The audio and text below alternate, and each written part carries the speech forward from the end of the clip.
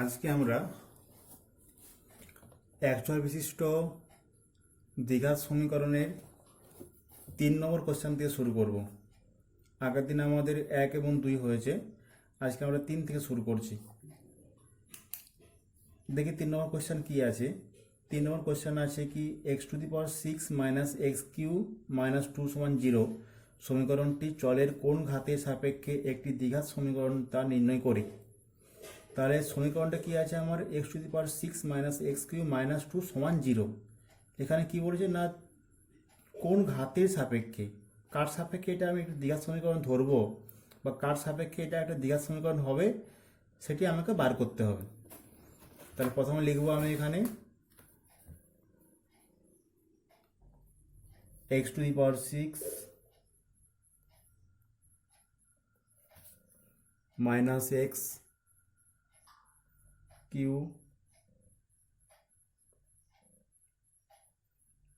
2 = 0। যদি আমি এখানে ধরে নিই, ধরো x³ = p, তাহলে কি আসছে আমার এখানে p² - p - 2 = 0। তা যদি আমি ধরো এখানে x³ = p ধরে নিই তবে এটা আমার একটা দ্বিঘাত সমীকরণ হচ্ছে, কিন্তু না হলে হচ্ছে না। আমি এখানে কেন x³ = p ধরবো, কারণ আমি প্রথমে দেখে নেবো যে আমাদের একটা দ্বিঘাত সমীকরণ যদি এটা মনে করতে হয় তাহলে x এর যে কিউ আছে সেটাকে একটা রাশি মনে করতে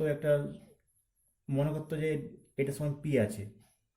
তাহলে x³ = p যদি হয় তাহলে তার দ্বিগুণ 3-এর দ্বিগুণ 6 হচ্ছে, তাহলে এখানে p² আসছে এখানে -p - 2 = 0।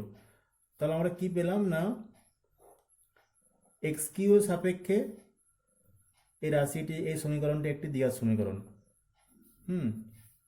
খুব সিম্পল একটা অঙ্ক ছিল একটা। এটা 3 নম্বরে 1-এর অঙ্ক হলো, 3 নম্বর অঙ্কটা হয়ে গেল এটা। এবার চলে যাব 4 নম্বর অঙ্কের ক্ষেত্রে। 4 নম্বর দেখো কি দেওয়া আছে। 4 নম্বর 1-এর অঙ্কটা a - 2 × x² + 3x + 5 = 0 সমীকরণটি a এর কোন মানের জন্য দ্বিঘাত সমীকরণ হবে না তা নির্ণয় করি। যদি আমার এটা যদি কিছু না থাকে, x² এর সঙ্গে যদি আমার কোনো সহগ না থাকে তবেই আমার পুরো সমীকরণটা, কিন্তু কোনো সমীকরণটি দ্বিঘাত সমীকরণ হবে না। তাহলে আমার সমীকরণ কি লেখা আছে এখানে, সমীকরণ লেখা আছে a - 2 × x² + 3x + 5 = 0। এই যে আমার এখানে দেওয়া আছে a - 2, এটা আমার 0 নিয়ে আসতে হবে। তাহলে আমি যদি এটা 0 ধরে নিই বা a = 2, তাহলে কি দেখো যদি আমার a = 2 হয় তাহলে কি আসছে আমার এখানে পুরো রাশিটা আমার কিন্তু পুরো সমীকরণটা আমার এই মানটা কিন্তু 0 চলে আসছে। তাহলে এটা কিন্তু কোনো দ্বিঘাত সমীকরণ হবে না। তাহলে a এর মান 2 এর জন্য সমীকরণটা একটি দ্বিঘাত সমীকরণ হবে না। a এর মান 2 এর জন্য সমীকরণটি কোনো দ্বিঘাত সমীকরণ হচ্ছে না। এটা খুব সিম্পল একটা অঙ্ক ছিল। পরের অঙ্কটা দেখবো কি দেওয়া আছে। পরের অঙ্কটা দেখো দেওয়া আছে x/4 - x = 1/3x, x ≠ 0, x ≠ 4 কে ax² + bx + c = 0, যেখানে কি বলা হয়েছে a ≠ 0 দ্বিঘাত সমীকরণের আকারে প্রকাশ করলে x এর সহগ কত হবে তা নির্ণয় করতে বলছে এখানে। প্রথম আমি এটা লিখে নেবো। এটা আমি প্রথম অঙ্কটা লিখে নিচ্ছি আমি x/4 - x = 1/3x। এই সমীকরণটা আমি সমাধান করব, এক সাইডে নিয়ে আসবো সমাধান করা মানে বর্গমূল করব। x এর সাথে 3x গুণ করলে আমার কি আসছে, তাহলে 3x²। 4 - x এর সাথে 1 গুণ করলে কি আসছে 4 - x। সমস্ত রাশিটা আমি বাঁ দিকে নিয়ে আসবো। 3x² -xটা বাঁ দিকে নিয়ে এলে +x হচ্ছে, +4টা বাঁ দিকে নিয়ে এলে -4 আসছে।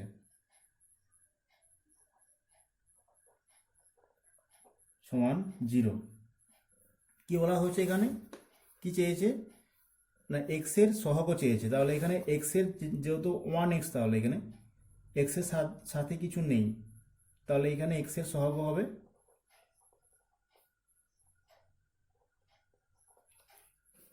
সাথে কিছু নেই বলতে কি বলছি আমি এখানে, যদি আমার এক্স এর সাথে ধরো 2x থাকতো তাহলে আমার এখানে এক্স এর সহগ 2 হতো, যেহেতু আমার শুধুমাত্র এক্স দেওয়া আছে তাই আমার এক্স এর সহগ হবে 1। ক্লিয়ার তো? এবার দেখবো 3 নম্বর অঙ্কটা। 3 নম্বর অঙ্কতে দেখছি আমি কি দেওয়া আছে এখানে 3x² প্লাস 7x প্লাস 23 সমান x plus 4 into x plus 3 plus 2 কে ও ax² plus bx plus c সমান 0 দ্বিঘাত সমীকরণ আকারে প্রকাশ করি। তাহলে আমার এটা দ্বিঘাত সমীকরণ আকারে প্রকাশ করতে হবে। প্রথমে লিখে নেবো আমি পুরো সমীকরণটি লিখে নেব 3x² প্লাস 7x প্লাস 23 সমান x plus 4 x plus 3 plus 2। বাম সাইড যেমন আছে তেমন থাকবে, শুধুমাত্র ডান সাইডটা আমাকে গুণ করতে হবে। এক্স এক্সে গুণ করলে x² x3 তে 3x 4x এ 4x প্লাস 4 3 12 প্লাস কত আছে আমার এখানে 2 আছে, বা সমস্ত সংখ্যাটা আমি বাঁ দিকে নিয়ে আসছি, আমি সমস্ত সমীকরণ ডান দিকে সমীকরণটি 3x² plus 7x plus 23 minus x² 4 3 7, এটা একবারে 7 লিখে দিলাম, মাইনাস 12 আর 2 কত হয় তাহলে 14 একবার লিখে দিচ্ছি আমি, এটা সমান 0। 3x² আর মাইনাস x কত হবে 2x², 7x আর 7x কেটে যাচ্ছে তাহলে এটা 0 হচ্ছে, এটা 23 আর মাইনাস 14 কত হবে 9 হবে, প্লাস 9 সমান 0। তাহলে এটাই আমার অ্যান্সার হয়ে যাবে এখানে। এবার দেখো 4 নম্বর অঙ্ক আমার কি দেওয়া আছে, x প্লাস 2 তার হোল কিউ সমান x ইন্টু x² মাইনাস 1 সমীকরণটিকে ax² plus bx plus c সমান 0 দ্বিঘাত সমীকরণের আকারে প্রকাশ করি এবং x² x এবং x0 এর সহগ লিখতে বলা হয়েছে। তাহলে প্রথম আমি এটাকে পুরো সমীকরণটি লিখব, লিখে নিয়ে সমস্ত কিছুকে সব কিছুকে বাঁ দিকে নিয়ে আসবো, বাঁ দিকে নিয়ে এসে আমি ax² plus bx plus c সমান 0 এই সমীকরণ আকারে প্রকাশ করব। তারপর x এর সহগ x এবং x0 সহগটা নির্ণয় করব। কি দেওয়া আছে x প্লাস 2 তার হোল কিউ সমান x ইন্টু x² মাইনাস 1। সূত্র করলে কি পাবো x প্লাস 2 তার whole কিউকে x³ plus 3x² into 2। আমাদের সূত্র কি জানি আমরা a প্লাস b তার হোল কিউ সূত্র a³ plus 3a² b plus 3ab² plus bq। 3a মানে কি পাচ্ছি আমি এখানে x পাচ্ছি, b² মানে 2 তার স্কোয়ার প্লাস bq তাহলে 2 এর কিউ সমান আমি এটা সিম্পল গুণ করে দিচ্ছি x³ মাইনাস x, বা সমস্ত সমীকরণটি ডান দিকে সমীকরণটি বাঁ দিকে নিয়ে আসছি আমি। 3 2 6 6x² plus 2 2 4 4 3 12 x plus 8 minus x³ plus x সমান 0। x³ তে কেটে যাবে, এটা 6x² আমার পড়ে থাকবে এখানে 12x আর প্লাস x কত হবে 13x, 8 শুধু লিখে দেবো আমি এখানে 8 লিখে দিচ্ছি, তাহলে আমার সমান 0। এবার কি বলা হয়েছে, এক্স স্কোয়ারের সহগ কত হবে।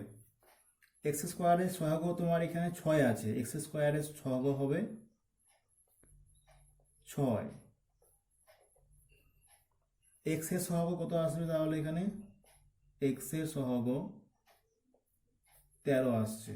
আর x0 মানে, x0 মানে কি, কিছুই নেই, তাহলে এটা 1, x0 মান তো 1 হয়, তাহলে আমার এখানে 8 যেটা আছে, 8টা হচ্ছে আমার এখানে x0 সহগ হয়ে যাবে। 8, এই ছিল আমার অঙ্ক। এরপরে 5 নম্বর অঙ্ক। 5 নম্বর অঙ্ক কি দেওয়া হয়েছে এখানে দেখি, আগে অঙ্কটা পড়ে নিই।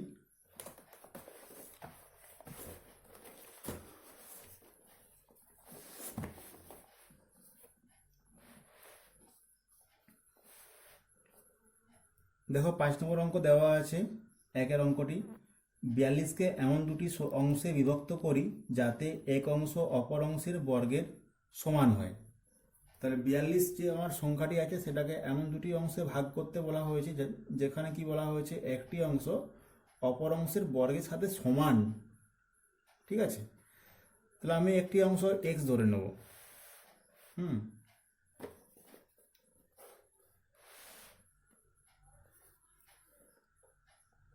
পাঁচের দাগে 1,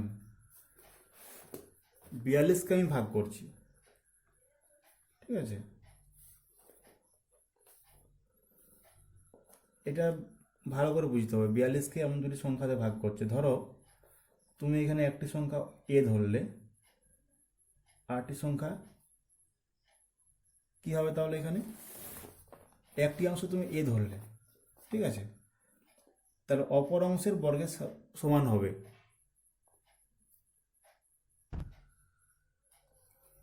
তাহলে এখানে কি হবে, একটি অংশ যদি আমি এ ধরি, ঠিক আছে, তাহলে অপর অংশের কি হবে, এ বা এক্স ধরলাম, তাহলে সিম্পলি অপর অংশটি কি হবে, এখানে ধরে নিই, আগে ধরি একটি অংশ সমান এক্স, তাহলে অপর অংশটি কি হবে, অপর অংশটি 42 থেকে তো আমি যদি এক্স মাইনাস করি তাহলে আমি অপর অংশটি পেয়ে যাচ্ছি। কিন্তু সেটা কি বলেছে, সেটা বলেছে এক্স যেটা আছে তার বর্গের সাথে সমান হবে। তাহলে আমি এখানে সমীকরণটি লিখতে পারি শর্তানুসারে,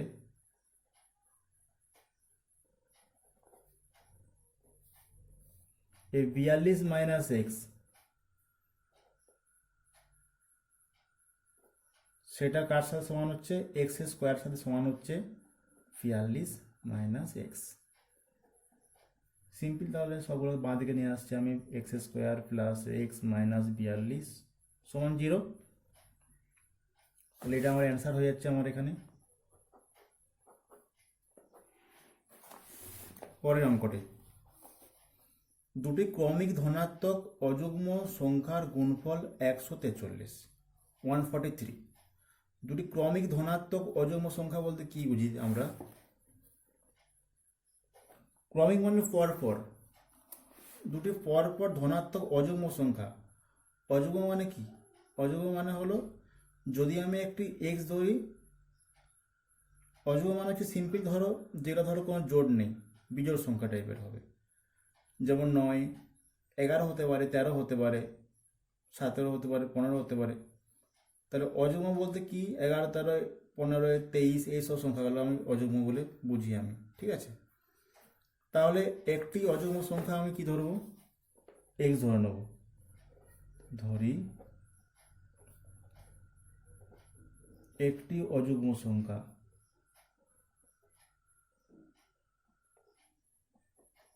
সমান এক্স, তাই তো।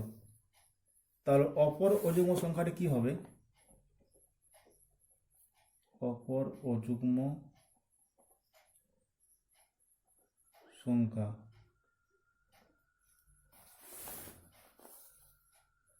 ক্রমিক মানে কি তাহলে না পরবর্তী। সিম্পলি একটি ঘর বাদ দিই, তাহলে এক্স প্লাস টু হবে আমার এখানে, একটির পর জোড় তারপরটা আবার সেম অযুগ্ম হয়ে যাবে, তাহলে একটির পর যুগ্ম তারপর সেম আরেকটি অযুগ্ম হয়ে যাবে, তাহলে এক্স প্লাস টু হচ্ছে আমার আরেকটি অযুগ্ম সংখ্যা। তাদের গুণফল বলেছে, তাহলে শর্তানুসারে কি পাবো আমি এখানে? শর্তানুসারে পাচ্ছি আমি এক্স গুণিত এক্স প্লাস টু সমান 143, 143। এবার সিম্পল করে দেবো গুণ, x square plus two x সমান 143, বা সবগুলো বাঁ দিকে নিয়ে আসছি, x square plus two x minus 143 সমান 0। এটি আমার অ্যান্সার হয়ে যাবে এখানে তাহলে।